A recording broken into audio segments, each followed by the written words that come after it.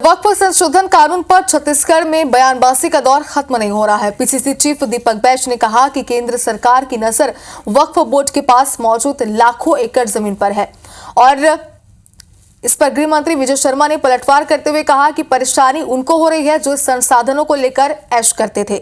अब मुस्लिम समुदाय के लोगों को संपत्ति को जानकारी उनकी देनी होगी, हिसाब देना होगा, इसलिए ऐश करने वालों को परेशानी हो रही है।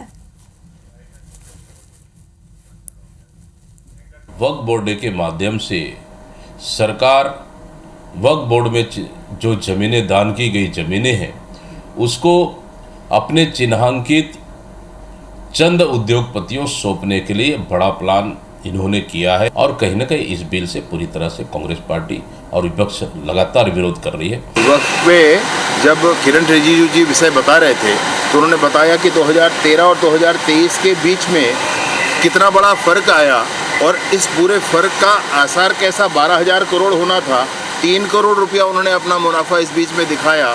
तो ये किसके लिए हुआ? आपको इसकी जानकारी समाज को भी देनी होगी, मुस्लिम समाज को देनी होगी, गरीबों को देनी होगी। जब ये विषय आया है तो परेशानी उनको ही हो रही है जो इस विषय को लेकर के, जो इन संसाधनों को लेकर के ऐश किया करते थे।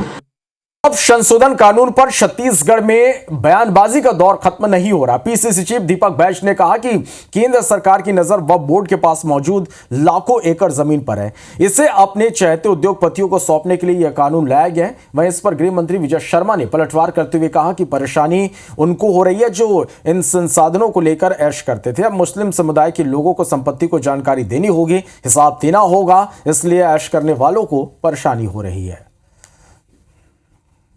वक्फ बोर्ड के माध्यम से सरकार वक्फ बोर्ड में जो ज़मीनें दान की गई ज़मीनें हैं उसको अपने चिन्हांकित चंद उद्योगपतियों सौंपने के लिए बड़ा प्लान इन्होंने किया है और कहीं ना कहीं इस बिल से पूरी तरह से कांग्रेस पार्टी और विपक्ष लगातार विरोध कर रही है। वक्फ पे जब किरण रिजिजू जी विषय बता रहे थे तो उन्होंने बताया कि 2013 और 2023 के बीच में कितना बड़ा फर्क आया और इस पूरे फर्क का आसार कैसा 12,000 करोड़ होना था, 3 करोड़ रुपया उन्होंने अपना मुनाफा इस बीच में दिखाया। तो ये किसके लिए हुआ? आपको इसकी जानकारी समाज को भी देनी होगी, मुस्लिम समाज को देनी होगी, गरीबों को देनी होगी। जब ये विषय आया है तो परेशानी उनको ही हो रही है जो इस विषय को लेकर के, जो इन संसाधनों को लेकर के ऐश किया करते थे।